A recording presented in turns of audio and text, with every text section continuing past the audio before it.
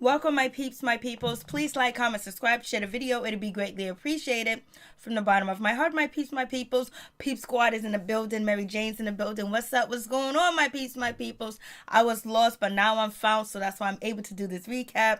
So let's get into it. Hit that like button. Please like, comment, subscribe, share the video. Let's do this. Let's go all the way to the top. Me and my peoples and other platforms. Let's get it. Let's do it. Let's start off with Marriage Boot Camp. Season 12, episode 7, I believe. I believe it's 7. So we have this situation, like it's going down. I was like, yo, come on. Carl is such a liar. And it says black and proud. Carl is such a liar. And he's so fugazi that it's just like, oh, but wait, it's gonna be some type of story they're gonna come out with. Oh, it was my cousin. Oh, that was my great grandmother. Oh, it was that person, whatever. But it's like, damn, he couldn't own up and just tell the truth. He couldn't just say, hey, listen, I was FaceTiming. He even lied to the doctors. He lied to Little Mo. And then once the doctors put the pressure on Carl, they was like, yo, he was telling her sweet nuts, and he asked her if he loved her, if she loved him. Tell me that you love me. Let me hear it. And it was like he was talking at like 2 o'clock, 3 o'clock in the morning. And basically Carl jumped up and got at the doctor and was like, yo, you ain't gonna sit here and try to throw me under the bus and make the situation even worse and have her even go off on me right now. The doctor just looked up. Dr. Ish, I think it's Dr. Ish, the black dude with the bald spot and the black patch in his head. He just looked like he didn't say nothing. He didn't do nothing. You know why? Because Carl's a real boxer and he can actually whoop his ass. And security will not get to him fast enough before Carl knocks him out. Plus, it's not worth it. But Carl was just acting like a little child to me. Sometimes Carl act like his IQ is like 10 or 15 or 25. But it just seems like, he knew that he was wrong. So he took it out on the doctors, even though they was making him look even worse. But he wouldn't answer the question. He wouldn't tell Mo the truth. And he's on national TV. Just like, Tiffany and what is her name, Tammy, was saying, like, yo, why would you do that here though? Like, there's cameras everywhere. Like, why would you be so disrespectful? Like I said, it just brings me back to believe that Carl doesn't really care if he has Little Mo or not. She's an accessory. She's just there. And he's happy to be called Little Mo's husband, because if he wasn't called Little Mo's husband, he wouldn't be called anything. So he can miss me with that bullshit that he doesn't want to be called Little Mo's husband anymore. And it just says that he has no respect. He doesn't have any fear that he's going to lose her at all. And basically he's still playing it like that. And he didn't tell her who it was or nothing. And she got the picture and everything of image of this woman or whatever. But basically Little Mo don't know who the woman is. It's not the same woman that was on the internet, spreading rumors. But it is what it is. And it's also said that Carl kind of like three-way action with males or whatever. So it looked kind of weird when he was trying to sleep on the couch next to Soulja Boy. There was 800 couches. He couldn't win on any couch. He didn't have to sleep right next to Soulja Boy unless they was conversating and talking. Little Mo felt weird about the situation. Even though she's mad at him, she ain't gonna let him look stupid. She goes downstairs and get him. Little Mo was like, he'll fall asleep next to anybody. He'll sleep around anybody. And basically, I think Little Mo just basically saying he'll do any freaking thing, as he doesn't have no wayward about himself. He doesn't have any... He doesn't have any strategy. He doesn't have any oomph about himself where he tries to protect himself or tries to do things that kind of appropriate. Like, I don't think he knows that he's being inappropriate, sleeping next to Soulja. Like, there's 1,000 of couches over there you can sleep on. You don't got to sleep next to Soulja, especially the rumors going out that you like to go both ways, and that's your business, but you telling us you straight. So that's what we talking about. So that's what we addressing, baby. So we have that situation. And Little Mo, if you ever want a real life, you need to leave Carl and keep it cracking, keep it moving. Because, with these fights and breakup to makeup type of situation, and it was funny how you was upset, you was mad at him, you called him a bitch, she's a lying bitch or whatever, blase in the third. But then you go upstairs in the bedroom, he's yelling, you yelling at him too as well. And then you put your hands on him, he put his hands on you, and he seemed very aggressive, especially trying to cover up the camera. Then you guys start kissing. So I don't know if this was a plan, if this is an act, and you're trying to get more shine. So you never know with these people on these reality TV shows if they actually being real about the situation. Because I know Carl's stupid. He done said that he was dumb. He done said he likes things very simple. He don't like things complicated. He just like, tell me what to do and I'll do it, and give me the easiest possible direction so I can understand it. And he was like, basically he was saying that to, I think, Jessica Dime, because Jessica Dime was his partner when they was making the wine or whatever for their dinner. So it is what it is, but I'm just like, Little Mo, why you playing these games? You ain't gonna have no money. You gonna be laid out. You gonna be broke, laid out with a wet ass. And it seems like Carl's penis always stay wet because he always stay with another stay with having his penis in another female's vagina. That's what it seems like. I don't know if they're actually making this up so they can actually have a storyline. But Little Mo, don't look good for you. But if you want to constantly go down this road and then you fear of him, you know, he either be Jetta and Dell, he's a grown man, he got to make his own decision. That's why you married him, right? You wanted him to be a man, you wanted him to be head of the household. And so you can't control what a mother freak is going to do, and you can't live your life behind what somebody might do. You know what? Whatever's destiny's destiny, baby. Destiny's destiny, baby.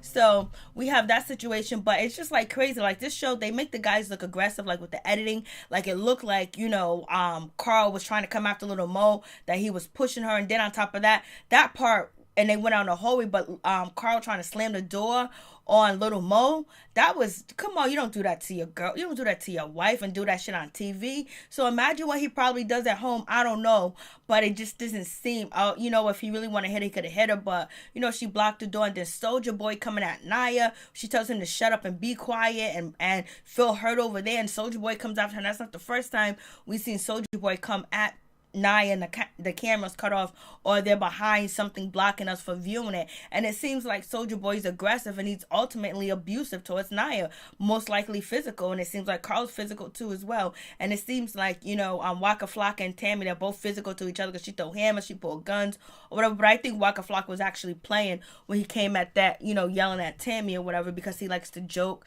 he likes to kid around, and that's how he gets attention, by trying to get under her skin.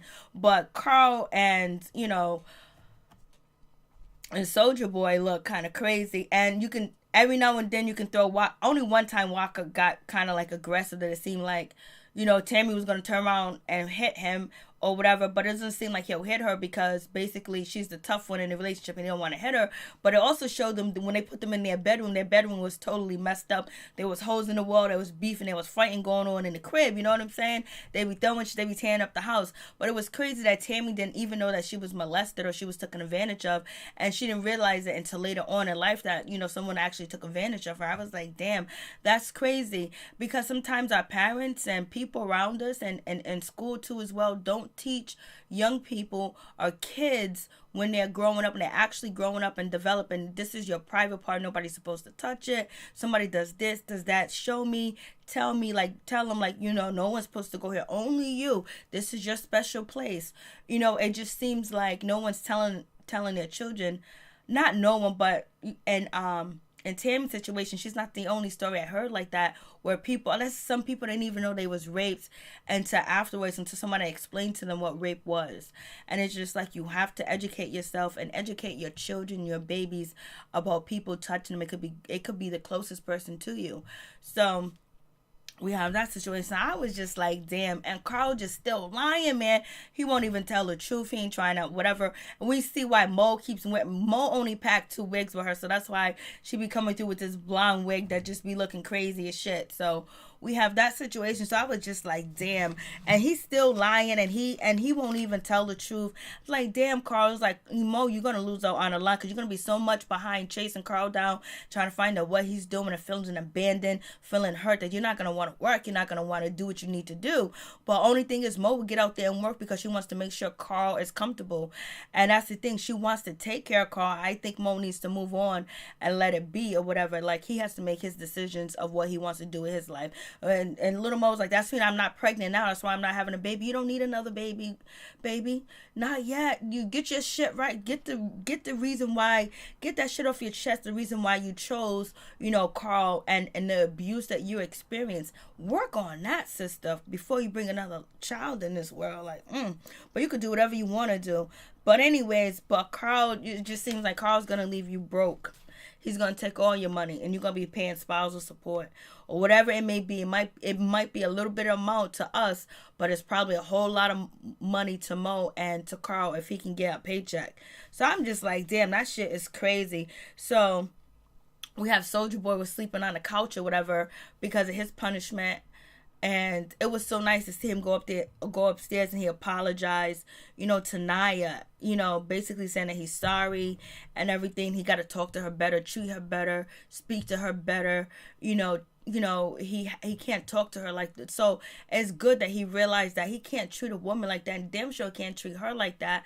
That's not cool, the way he called her names and the way he goes from 1 to 100. Like he gotta have a chill mode in between. So, and she was like, okay. And like you can see that they're actually, it looks like she said, I know you're trying to change, I see you trying to change. And it seems like it's good, like they're on a good point, but then it goes downhill once, the cameras are editing it where it seems like every time Nia goes to talk to Fizz or Drew, she ends up having a situation or a problem with Soulja Boy, and that's what happened at the end of the episode. So it's just like crazy. It seems like Soulja Boy really wanted to work, and he really wants to be with Nia, or whatever the case may be. Or they came on this show and they agreed, to get hot, to get popping too as well. And this is a good look, kind of, for Soulja and Nia too as well. They can add to, their portfolio and stuff like that. But Soulja was crying too this episode. He chose his mama. He chose his daddy over his mama. I was like, shit. So it's like, it seems like Nia's like his mother, like not his woman. Like the way he talks to her, the way he treats her, the way that he thinks that she should be, picking up, his clothes, cooking, and just serving him basically like his mama should have, but his mama wasn't around because he chose his daddy. So now we see some of the situation that finding out that Nia, she didn't lose her virginity. Her virginity was stolen from her because she was raped, and her virginity was taken like that. So that's like the first exercise that they're doing. They're diving into these guys, childhood and everything that they've been through, and basically gonna have the kids come out. When the kids come on the show, it's all sad and shit. So it is what it is. So it just seemed like Soulja Boy and Nia really could work on things, but then they get cool, but it only lasts for a minute or a second. It just doesn't. It just seemed like Soulja needs to get help for, the shit that he's been through, the shit that he's seen, and then actually taking somebody's life too as well, to deal with that and just deal with trying to stay relevant, deal with, trying to still be famous and still trying to feed everybody, just like Drew. Damn, Drew didn't even want to be a singer. He wanted to be a basketball player. And it was like, damn, he got a scholarship to go play ball, and he didn't. He went to go do music. I wonder what would happen if Drew was a basketball player and he actually made it. That shit would have been crazy. So now he still has to depend on music to feed his family, and he doesn't want to do music. That shit is crazy. And Little Mo just being raped from the time that she was 5 until, junior high or elementary school or however long. I was like, damn. And then always being in a bad relationship. And then you got Tiffany. Tiffany done got beat up. She done got abused by her father, her mother's boyfriend. Threw them out the car as they're moving. She had to hide in the closet with her little brother as her mother get beat up, and her mother had to drag and crawl to the closet to let her out. Like, what kind of shit is that, man? Please don't put your kids in these type of situation. Leave, go, sleep on the street, be homeless. Don't do that, but because unless you got cameras, you can get away with it, because the only people that get away with crimes like that are the wealthy people that be on the ID channel, and basically they have like 8 different lawyers. But get out of that situation, leave. There are agencies in place that are in your town, in your city, that you can go, that are secret, that people don't know, and they're very private. So you just got to go online and look for women's shelter, woman abuse shelter, emergency shelter for abused women, and check that out. Men too as well, because it's better for you to live in a shelter or be on the street than to have a memory of your mother almost getting killed, and you almost getting killed because your daddy or whoever the mom was doing at the time threw you out of a moving car, and hearing your mom being beaten, being scared, and being fear. At least at a shelter you can be happy. You can say, it's gonna be all right, we gonna work it, we safe, ain't nothing gonna happen to us. We walk in the streets together, it might be cold, but we safe, and we gonna be warm one day, and we gonna get everything together. Other than being in an environment and a home that's not really a home, which is a danger zone, a war zone, which causes PTSD and all types of emotions. And that's why Tiffany has been in abusive relationships her whole life. That's why she's probably dancing, because she wants the attention, she wants love, and she's also seen the generational curse of single mom and being abused, where she ended up getting into an abusive relationship, but at least she chose a guy that wasn't abusive, because Fizz has not showed like he wanted to hit Tiffany or he was aggressive towards her or he wanted to attack her in any way. Sean hasn't did that at all either on the show, I don't believe. So, that's why, she chose Fizz, but she's okay with Fizz not, committing. She's okay with being the side dish. She's okay with not meeting his family because then it'll get too serious. But she wants it to get serious. She wants to have it, but she's afraid to as well, because if we get together, if we be together, would it be like it was with my mom and her boyfriend or my daddy? Would I be abused? So she has hurdles up too. And then you have the same thing when you get down to freaking, Nia. Nia's been, her virginity was took from her. And she was picked on, she was made fun of, and all that other stuff. That shit just, and she hasn't dealt with it. And this is the first time she even talks about it on the show. Like I said, if this shit is real, these people could have literally sat there and planned the shit out to come on the show to make it interesting. I don't know. But it explains why she's so quick to be with to be with Dre or to be with Soulja Boy, and then don't want to be with him, didn't take all the abuse because she feels like she deserves it. She doesn't have self-worth. She doesn't know that she was violated, she was taken from it. She just kept quiet and she didn't say anything about it. And it makes sense of her talking about that during her time in the relationship with Soulja Boy, he was abusive to her. She didn't describe the abuse, but it's in my video, in my What's Going On playlist with Soulja Boy Nia breakup or whatever. And she tweeted it out that she was abused, and then people made fun of her, and she said this is the reason why she never said anything. So now you understand the type of relationship that she got, something that everybody's supposed to experience, losing their virginity to the person they want to whomever they wanted to do it with or whatever, but having it taken away from you. So everybody remembers their first time. You don't forget your first time, you don't forget your last time, baby. You don't forget your last and your first time. So her first time is always going to, so when they're having that conversation, she's having a conversation with her daughter or anything, it's going to come up to the rape, and then that's why she's so susceptible with Soulja Boy, posting nudes of her, yelling at her, screaming at her, like because she doesn't care for herself. But then she can get revengeful too as well and go after him, and then she'll get him at his weakest moment, like when he came upstairs and he was like, hey baby, I missed you, I had to sleep downstairs, I'm her. And then Soulja Boy was crying about his mom and the situation with his father and everything.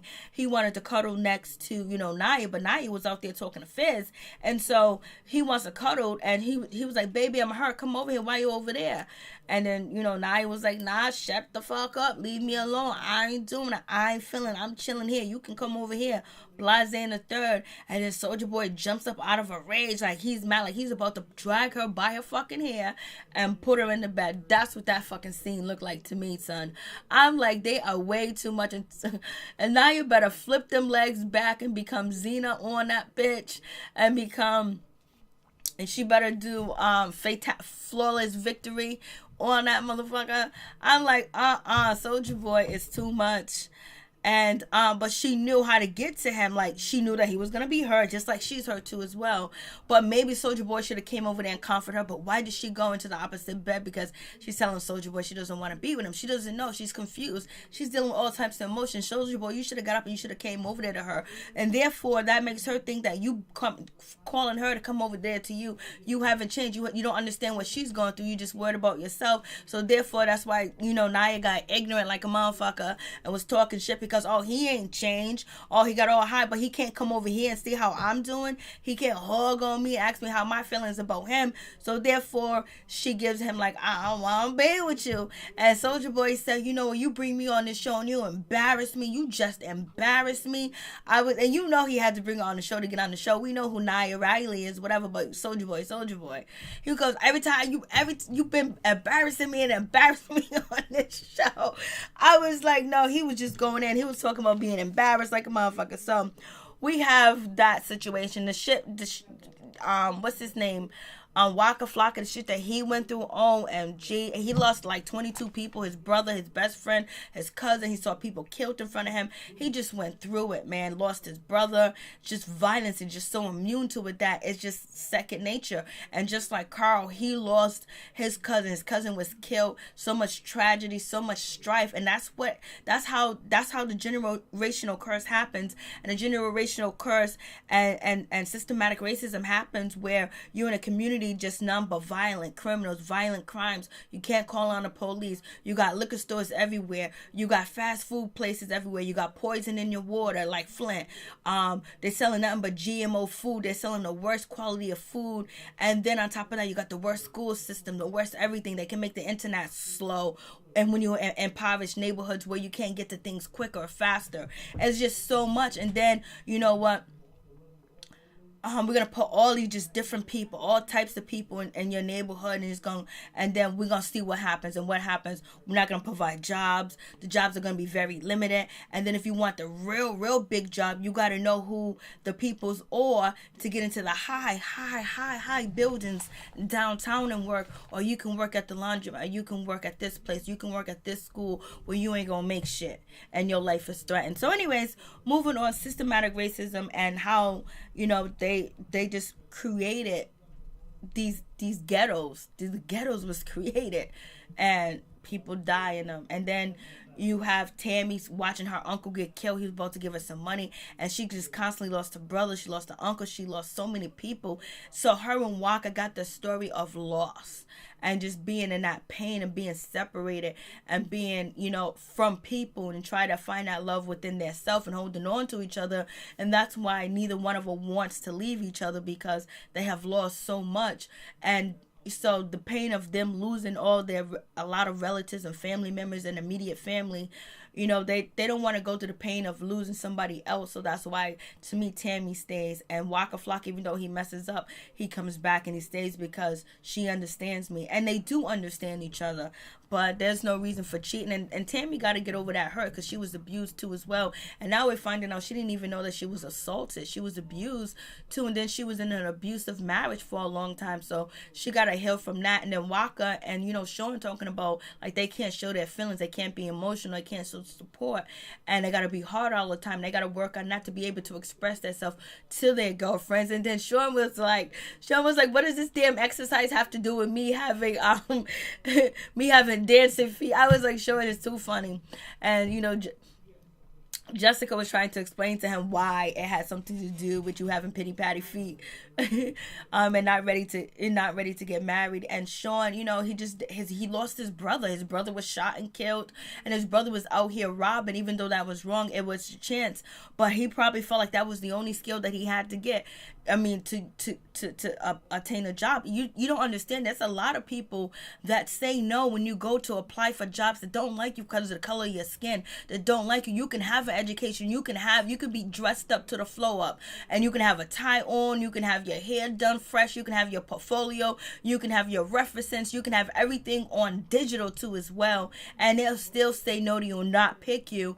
And then imagine back in that time too as well. A lot of places don't hire black males. A lot of people are afraid and hate black males. You know, they feel like the sister's kind of friendly too, especially if she got some straight hair and is blonde. Like, you know, she's friendly. You know, we can get down with her. So anyways, needless to say, you know, Sean was basically just talking about his brother, you know, collecting money by robbing, and they knew it was a chance that he was gonna get killed. And Sean was supposed to go play ball and get money, but in the meantime they had to survive. And God knows what if these kids was on their own, if they was by themselves. You know, everybody fails, like the system, the neighborhood, everybody fails kids when they grew up in childhoods like this and nobody noticed and nobody steps in and say anything about it. Everybody fails, everybody loses because they become broken human beings, and broken human beings can be designed and taken advantage of to do negative shit out here in this world. So we have that situation, Waka Flocka. We have Mo, her situation being raped like the way that she was and molested, like damn Mo. And then, you know, Jessica Dime, basically she's very subservient and she's very, you know, obedient to Sean because she don't want to give him the reason to leave, because her father will always leave and turn his back on her. I was like, damn, this is some fucked up shit. I wish I can just go back there, beat the fucking person up that did the shit to, you know, Naya. I mean, I wish we can just crucify that mother sucker. Find a dude that did that to Little Mo. Find a dude that did that to, you know, Tiffany, and get that mother sucker. Get all of them together and rile them up. And, you know, even Tammy, what happened to her. And all the people that was, you know, killed, like, you know, Soldier people was killed. He didn't really talk about that. He just really had a loss of not having a mother figure around. He only had a male figure, and but it's just crazy. So peace him out. This is like, and the kids were so cute. The kids was adorable. You could tell who the kids were going to be when they came out. They were so cute and everything, but it was hard. It's one of them episodes where, you know, it don't have to be like that, and we just got to teach our kids about when people are doing wrong things to them, what is wrong, how to speak up, and how to defend themselves. And we have to look out for messages of what's going on with people. And even if it's, you know, the next door neighbor's kids, our nieces, our nephews, you know, our god kids, but just find out what's going on with them. Peace and out. One love.